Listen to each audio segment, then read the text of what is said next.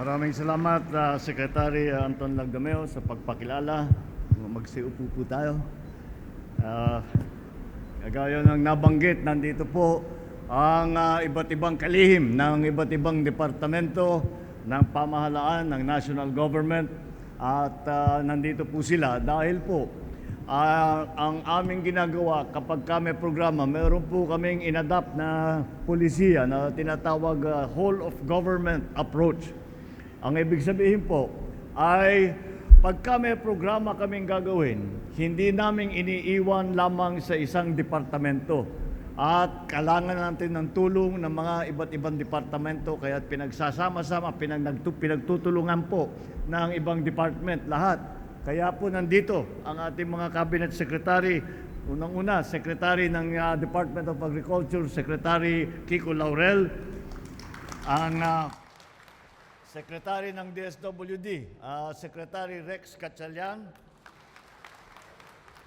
at nanggaling po kami sa Kamsur at nabigay po kami ng titulo para sa ating mga agrarian reform beneficiary. Kaya kasama po natin si Secretary Conrad Estrella ng agrarian reform. At alam nyo po, napakahalaga ang pag-uugnay at pagkakaisa ng national government at ng local government. Kaya po, ang tumutulong po sa atin diyan ay natural ang DILG. Nandito po si Secretary Benhur Abalos. Ang aking kaibigan na matagal na nating kasama, ang First District Representative Congressman Edsel Lagman, Second District Representative Congressman Fernando Cabredo, ang nag-absent kasi lahat ng congressman ngayon ay lahat ng congressman ngayon nasa Davao. Kaya nag-absent kayo ng isa pang congressman dahil meron tayong programa dito, Congressman Saldico. Ang party list representative ng Ako Bicol ay Congressman Raul Bongalon. Ang representative po ng Amprobinsya party list, Congressman Alfred De Los Santos. One Rider party list representative, nandito rin po, Congressman Rog Gutierrez. Ang ama ng Lalawigan, Governor Edsel Greco Lagman. Siya po yung aking text buddy. Lagi kami nag-uusap sa text at marami siyang ibinabalita sa akin. Kaya nalalaman namin kung ano yung mga sitwasyon dito sa inyo. Catanduanes Provincial Governor, Governor Joseph Cua. Masbate Governor, Governor Antonio Co. Si Provincial Governor ng probinsya ng Sorsogon, Governor Jose Adwin Hamor. Legazpi City, ang bumati po sa atin, Legazpi City, Mayor Carmen Geraldine Rosal.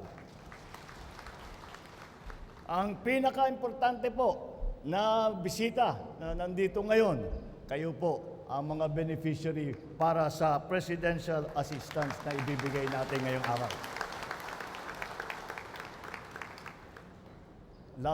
Lahat po ng aking kasamahan sa pamahalaan, sa national at saka sa lokal, ating mga kaibigan, ladies and gentlemen, marhaing aldaw sa Indugobos.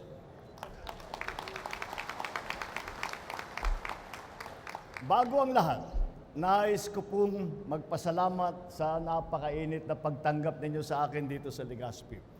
Kasing init ng siling labuyo at kasing sarap ng Bicol Express ang bugan ninyo sa akin. Kaya naman ako ay talagang natutuwang muling makabalik dito sa inyong napakagandang syudad at makasama kayong lahat sa araw na ito.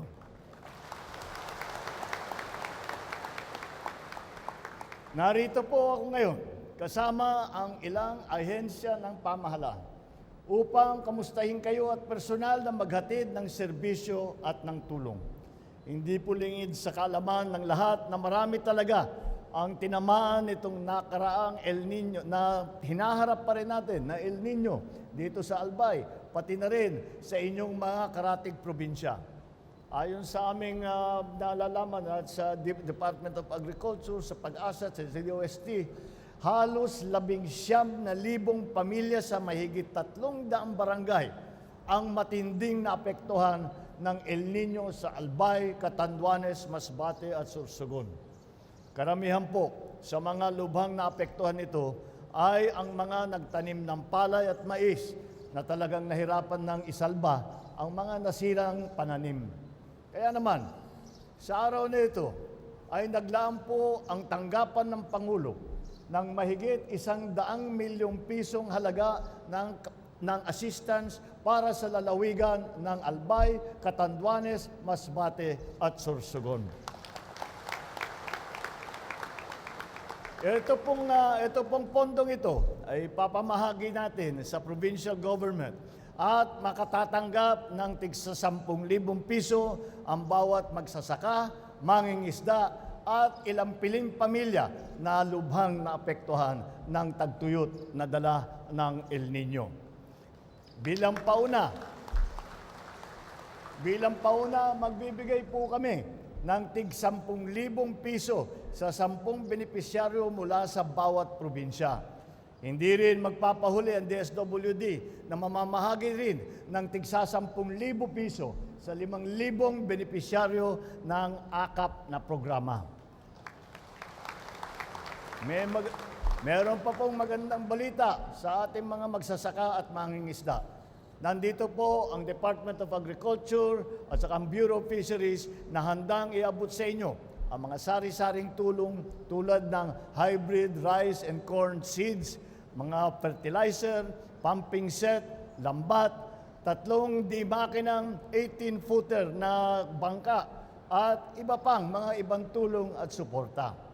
Mula naman sa opisina ng ating magiting na Speaker Martin Romualdez, naghanda na lang sila ng tig 5 kilong bigas para sa lahat ng dumalo ngayon. Titiyakin po natin na ang bawat ayuda na ipapamahagi namin ay makakarating sa lahat ng mga pinaka-nangangailangan. Ang hiling ko lang sa ating mga benepisyaryo ay samantalahin ninyo ang pagkakataon na ito upang makabangon at makapagsimula muli. At idadagdag ko rin na huwag kayong nahihiyang lumapit sa inyong mga barangay captain, sa inyong mga mayor, sa congressman, governor, at kung sino-sino pa na ahensya ng pamahalaan kung nangangailangan kayo ng karagdagang tulong. Dahil patuloy din kami nakikipag-ugnayan sa kanila para malaman kung ano pang karagdagang assistance ang maaari naming maibigay. Sa lahat ng mga paraan na makatulong sa inyong pagiging produktibo, suportado ko at ang inyong at ng inyong pamahalaan. Magtulungan po tayo at tiyak na lahat tayo ay sabay-sabay nababangon.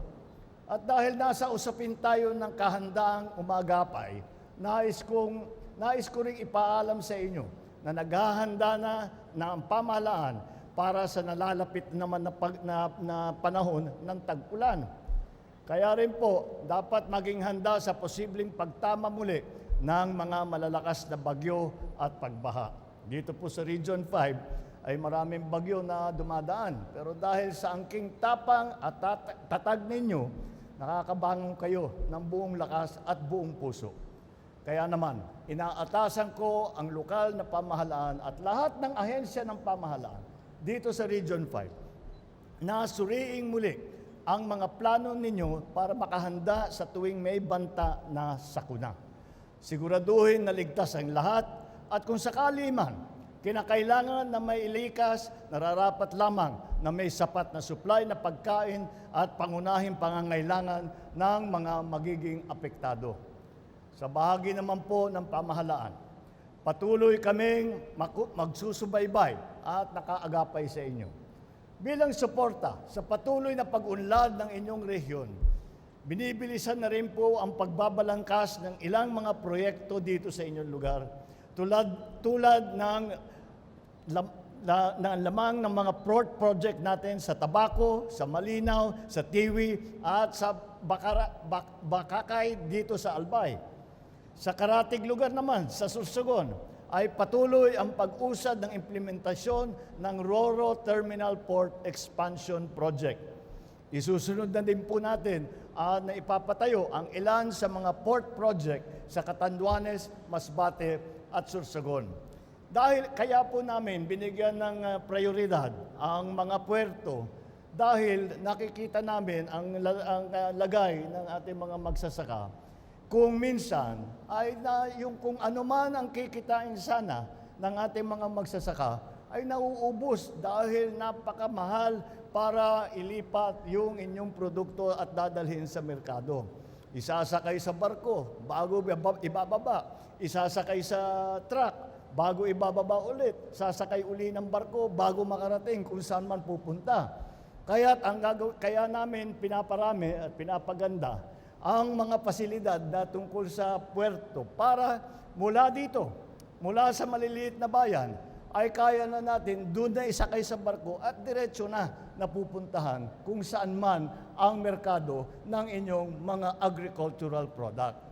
Ito pong mga proyektong ito ay naglalayong mapabilis ang kalakalan at pagbiyahe ng ating mga produkto, lalo na ang pagkain at produktong pang-agrikultura. Malapit po sa puso ko ang sektor ng agrikultura dahil naniniwala po ako na ito ang susi sa paglago ng ating bansa. At kailangan natin matulungan ang ating mga magsasaka dahil ang mga magsasaka sa Pilipinas ang bumubuhay sa ating mga kababayan. Ngunit nakakalungkot na kayo ang nagpapakain sa taong bayan, kayo naman ay naghihirap kung minsan hindi nyo kayang pakainin ang sarili ninyo at ang pamilya ninyo. Kaya't babaguhin po natin yan at titiyakin natin na maganda ang magiging hanap buhay ng mga magsasaka at ng mga mangingisda. Kaya naman, nagbalangkas na tayo ng mga hakbangin upang mapalago ang sektor na ito. Ang Department of Agriculture ay nagtatayo ng mga sistema ng mga transport network, farm-to-market road, tram line sa iba't ibang bahagi ng bansa. Maliban pa riyan, ang DA ay kumikilos na upang palawigin ang mga lupang sakahan at palaisdaan. Isaayos ang mga irigasyon at patabain ang mga lupang sakahan. Kabilang din sa ginagawa ng DA ang paggamit ng science-based at climate resilient na teknolohiya sa pagsasaka at pagtatayo ng mga agro-processing facilities sa mga strategic agriculture and fisheries development areas. Bakit po mahalaga ito? Dahil ang processing ay napupunta hindi ang mga magsasaka hindi makapag-process dahil walang makinarya, walang gamit. At ang nangyayari ay napupunta sa middleman, magpo-process, yun na naman, mababawasan na naman ang kita ng mga magsasaka. Sa pagbibigay natin ng itong mga makinarya, yung pag-processing ay maiiwan sa magsasaka, maiiwan sa kooperatiba, sa Irrigators Association, nang sa ganun ulit. Kung ano man ang dapat kikitain, wala ng middleman, ay mapupunta ulit sa ating mga kooperatiba, sa ating mga Irrigators Association, sa ating mga magsasaka. Pinaigting din natin ang promosyon ng ating mga produkto upang dumami pa ang mga merkado na mapupuntahan nito. Isinaayos din ng DA ang mga programang pautang, insurance, at pamumunahan para sa mga magsasaka upang matugunan ang kanilang pangangailangan sa kapital. Ilan lamang yan sa mga hakbang na aming ginagawa upang para sa ating mga magsasaka at para sa ating mga mangingisda. Sa mga minamahal kong kababayan dito sa Legazpi at sa mga nanggaling pa sa iba't ibang karatig bayan dito, muli ko pong pinapaabot sa inyo ang aking taus-pusong pasasalamat sa tiwala at suporta na ipinagkaloob ninyo sa akin. Asahan po ninyo na patuloy na nagsisikap kami lahat na sa pamahalaan upang maibigay ang lahat ng kailangan ninyo para mapagaan at mapaunlad naman ang inyong mga buhay at mapaganda naman ang magiging kinabukasan ng inyong pamilya at ng inyong lugar. Hangad po namin na maging masagana at produktibo ang bawat Pilipino. Nang sa gayon ay matupad na natin ang inaasam na isang maunlad, masagana at mapayapang bukas. Hindi po ito ang huling pagbibisita ko dito sa Albay. Babalik po kami upang muling kumustahin at alalayan kayo. Kasama ng buong puwersa ng pamahalaan, tutuparin po namin ang pangako na walang Pilipinong may iwan sa ating paglalakbay patungo sa isang bagong Pilipinas. Maraming salamat po sa inyong lahat. Mabuhay po kayong lahat. At magandang hapon. Maraming